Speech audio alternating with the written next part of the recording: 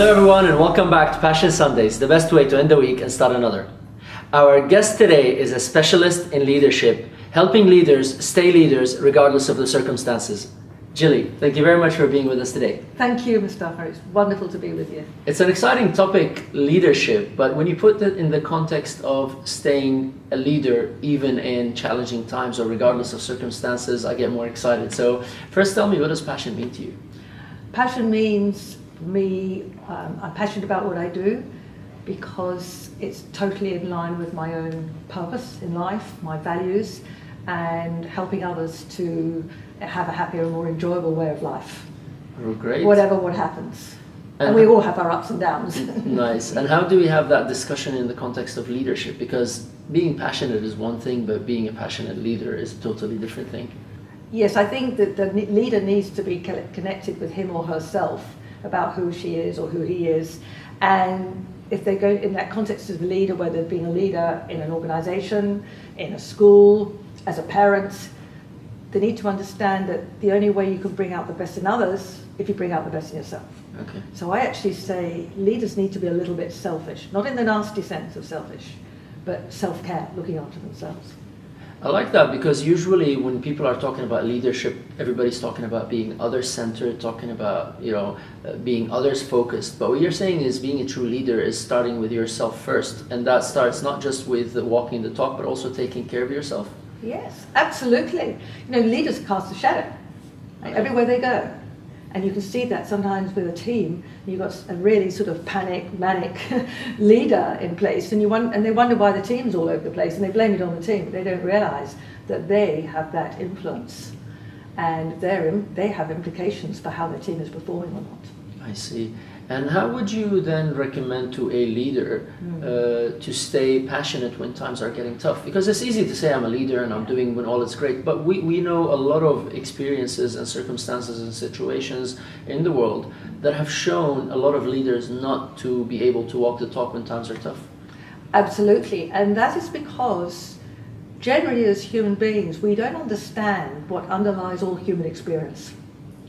The fact that we think, and we actually create our moment-to-moment experience through our moment-to-moment thinking.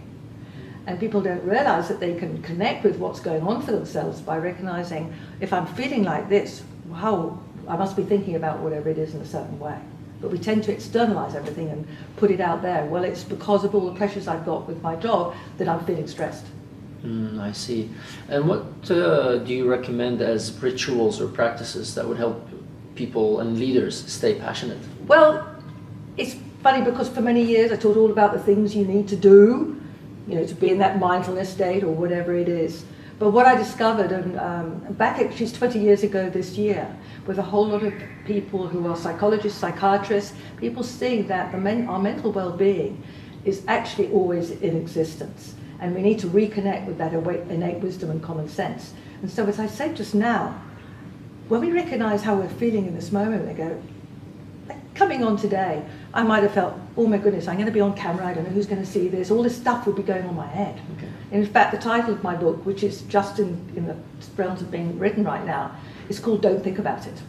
Okay. Because we think too much. Okay. And it's not the thought that we had, but it's all the thoughts we have about that thought that create those, oh, can I do this, what's going to happen? And so we're not just present, we're not in the moment. Okay. Well, it's easier said than done. I mean, you can tell me not to think, you can tell me to be present, but how can I do it? Maybe somebody's watching now thinking, okay, I agree with you, but I don't know how to. So how do you guide leaders to be more present and to be more in the moment? That's a great question, Moustafa, because what I meant was that don't think about it, meaning don't think about the thoughts that you've had about whatever it is. Okay. So if we have something happen, we tend to think about that, and then we think, why hasn't this happened, and why couldn't this, and what are we going to do? And we're winding ourselves up without even recognizing it. Now the secret here is, it's like the magic sauce in a recipe, is that we all have what I call a personal feedback system. You and I and the rest of the world. And our feeling state tells us what's going on in our head.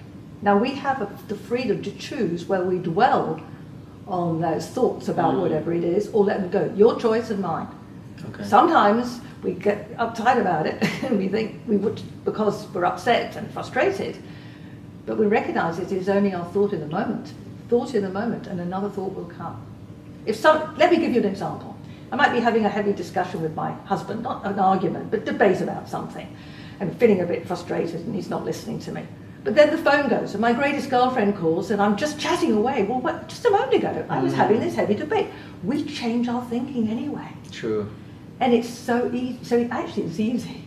We're the ones, it's our thinking that makes it difficult because we're so invested when we have an emotional attachment. Yeah, that was going to my next question, because you're saying it is so easy, and obviously you just give an amazing example of how easy it can be. But the question is, why don't we do it at some times and we willingly do it at other times? That's a perfect question too, because if you take outside in and inside out, outside in is because so often we think it's the circumstances and the events or the people that are causing us to feel the way we do, including feeling happy. Okay. What we don't understand is it's our thinking about whatever it does that causes us to be happy, sad, angry, whatever it is. So it's not about necessarily positive or negative, it's about thinking in itself, because thought's the most powerful thinking or not, or not thinking. Or not thinking, yes, or Okay. not thinking about it and going round and round Okay. and round. Okay, Yeah, so now I get it. So it's basically more about not getting stuck in the thoughts. It's okay to think it in a moment and then let that thought go and just deal with the next thought that's coming up. Absolutely. If you want creativity and innovation, leave that thought alone for a new one to occur. We get fresh thinking. It's great for solving problems and coming up with solutions too. So leaders love it. I love that. So it's basically let go to open space for new thoughts, and Absolutely. in a way that becomes a new refreshment of your energy and passion. New ideas, creativity, innovation, everything. Chili, I love it. Amazing. Thank you very much for this Thank you very beautiful much. interview. You've been Thank you. amazing. Thank you. Thank you. Passion! What do you think? I really hope you found this episode as useful and as exciting as I did. If so, please leave your comments on the blog below and share it with your friends and those who might benefit from it.